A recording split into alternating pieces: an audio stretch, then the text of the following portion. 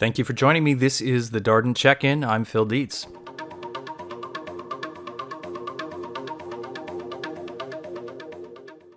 This time I spoke to Grant Dodson. Grant's a principal with Darden Architects. He's an architect and he has been with the firm for over 30 years. We talked about if there were other occurrences that had affected the firm this kind of a way that he could recall, and then also, the kind of challenges and positive aspects of this, if there are any. So it was a good conversation. I hope you enjoy.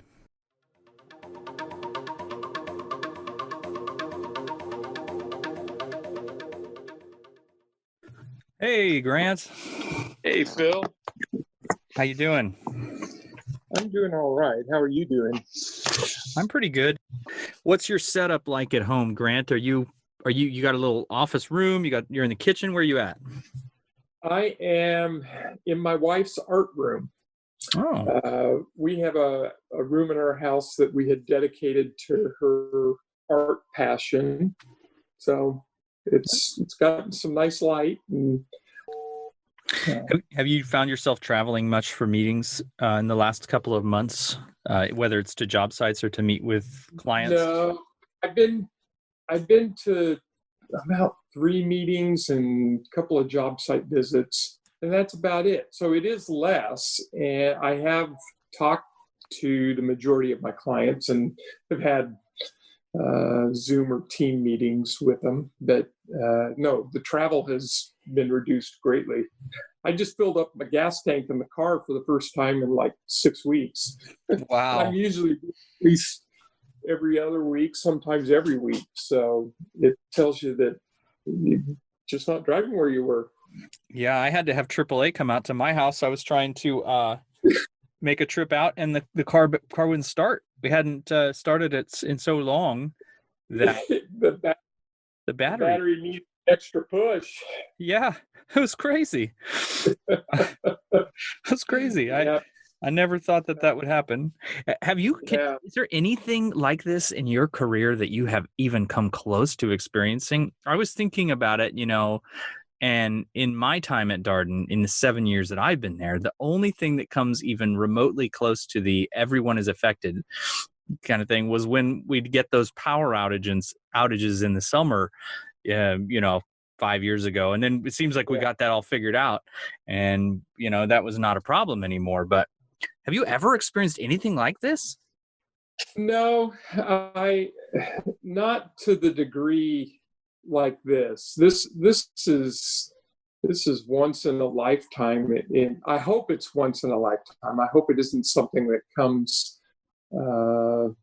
around later or in a couple of years. But no, there's nothing that affected everything. I've been there when we had I felt the Bay Area earthquake. I was in the office when that happened, but as much damage as there was in the Bay Area, we still came to work, and we were all kind of focused on it. I remember being in the office when the Iraq War started.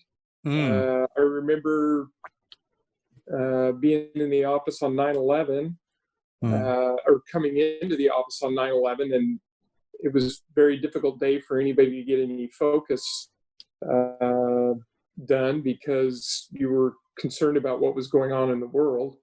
Sure. How was it going to affect us? And we all feel like we're a part of history because it affected everyone in the country. Yeah, that's a good way to put it. I hadn't thought about it that way. Yeah, what do you think from a standpoint of managing projects is the most challenging aspect of this? It's in some respects I have pretty good communication, but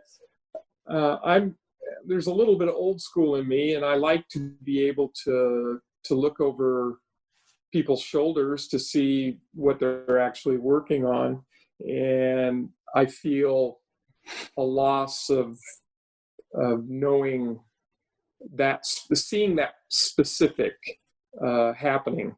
And so from a project management standpoint, I don't I know people are working on things, and I'm very appreciative of that, and everything seems to be getting done. But there's a little bit of insecurity because I can't see what's happening.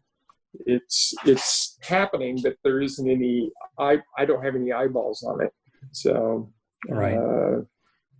but it's happening, and that's great. So Yeah. I feel as a project manager or as a principal, I feel like there's a responsibility to help people learn, to answer their questions, and they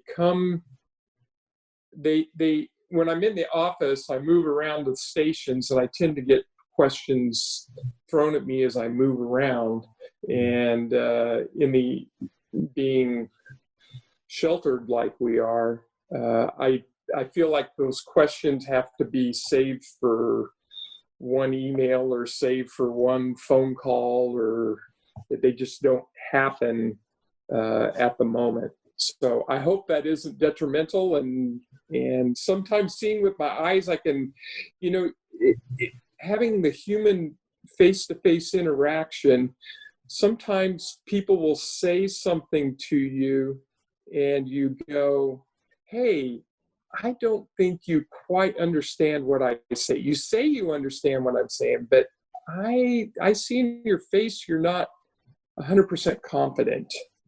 And it allows me the opportunity to try to expound or get to their deeper questions. And you don't get that in the remoteness. It isn't there. Yeah. Yeah, I can see that being a challenge.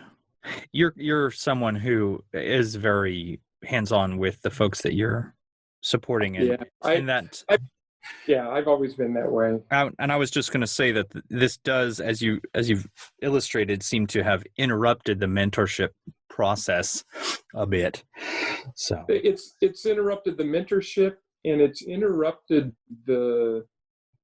architects are our whole thing is studio based, and we find energy and bounce ideas off of each other and learn from each other, and it's kind of in a studio setting. Architects never have been one to lock themselves into offices and feel like they're on an island working on something, but we're not designed that way. That isn't why we got into the profession, and that isn't the way the profession has worked. And so I think doing this for the short term is probably okay, but there's going to be, if this was life from here on out, there would be loss of a lot of common knowledge and sharing and development of projects that happens when you can do it across the table from each other.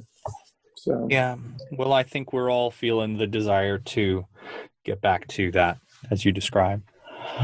Yeah, there's something there, and there's a community. We have a community. We're a community in the office, and we've lost a little bit of that community connection. Mm-hmm. Some people, it could be called the office culture too. That could be another term for it, but there's something that's common with all of us being there. So, yeah, it's challenging. I think that there are some elements of this that can be silver linings. I've heard from some folks in the last couple of months about how the time with their family is a blessing. And I talked to William about how he's seeing plan review meetings a little differently, the ability to share his screen, for example, and other folks talking about new technologies and ways of communicating that they're going to try to integrate into what they were doing before all this, It has given me more time for what you might call deep thought. You can get deeper into your thoughts without being interrupted. And there is a lot of there is a lot of positivity to be able to have deep thought time, and because you can figure things out, sort things out, come to a decision on something, because you aren't starting to look at it, interrupted, and then have to come back in and reload everything that you were thinking about and try to come to a resolution to something. So that is a side benefit of the shelter in place. I've had a little bit more deep thought time. Interesting.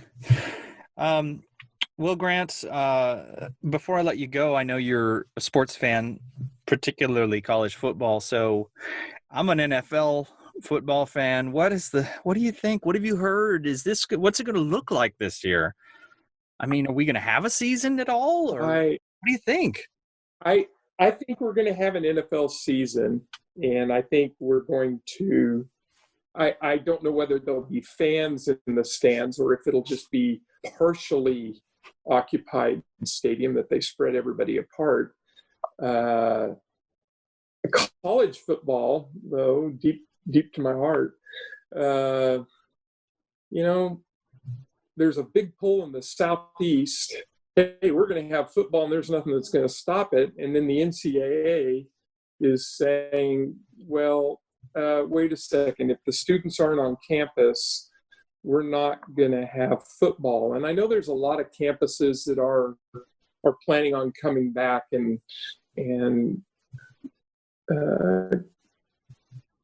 they're if they're coming back, they're having sports, but I don't think it's going to be uniform across the country. I think it's going to be one of those very disjointed seasons, and so I think we're going to have some version of it, but it's just not going to have the same feel. There's not going to be quite the same excitement.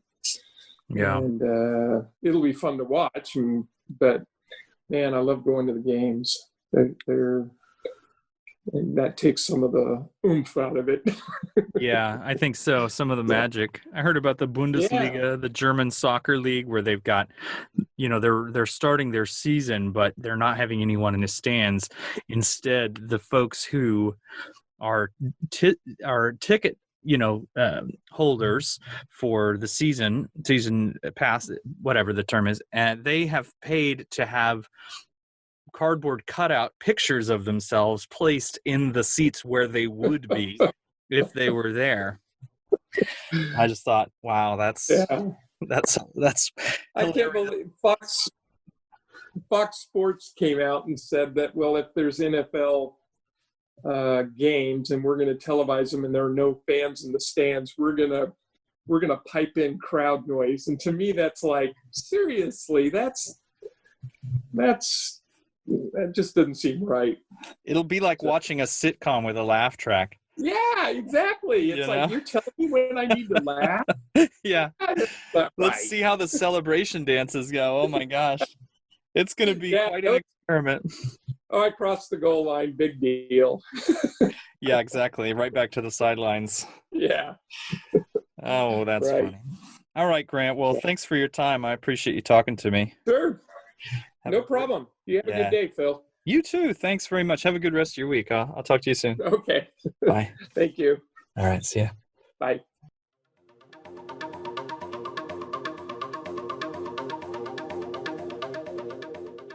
Some interesting insights there. I think that Grant has a good sense for folks' attitudes during this time, the pulse of the firm. So it was good to talk to him. I hope everyone has a great rest of your week and weekend. Please do like, subscribe, and leave us a comment. It's always great to hear from the folks who are listening. This has been the Darden Check-In with Phil Dietz.